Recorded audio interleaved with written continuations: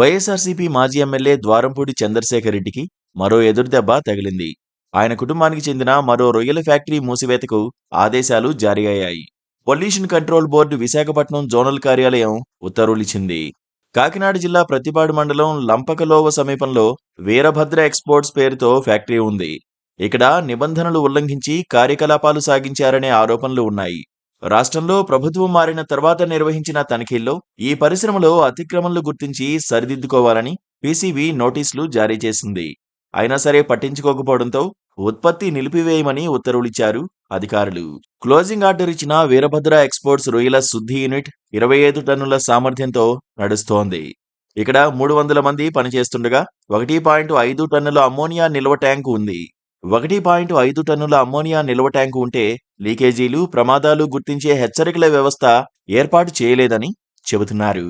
అలాగే వ్యర్థాల శుద్ధి కేంద్రం ఉన్నా సరిగా పనిచేయడం లేదని, అనుమతి లేకుండా 20 టన్నుల ఐస్ ట్యూబ్ ప్లాంట్ నిర్వహిస్తున్నట్లు గుర్తించారట. ఈ లోపాలన్నీ సరిదిద్దుకోవాలని జూలై 3న నోటీసులు జారీ చేశారు. ఆ తర్వాత తనిఖీలు చేసినా స్పందించకపోవడంతో మూసివేతకు ఉత్తర్వులు జారీ చేశారు.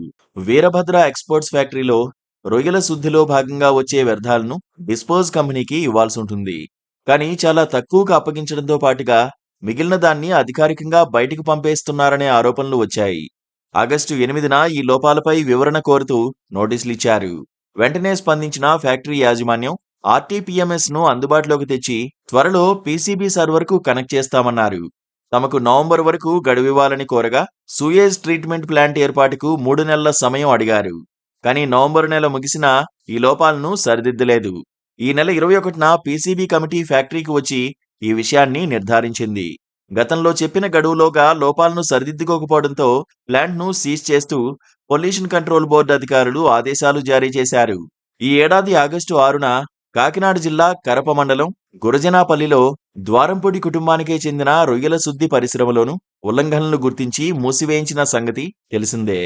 తాజాగా రెండో ఫ్యాక్టరీకి సంబంధించి క్లోజింగ్ ఆర్డర్ ఇచ్చారు. వరుసగా 2 ఫ్యాక్టరీలు మూసివేయడం ద్వారంపూడికి ఎదురుదెబ్బనే చెప్పాలి. Please subscribe to KTV Telugu. KTV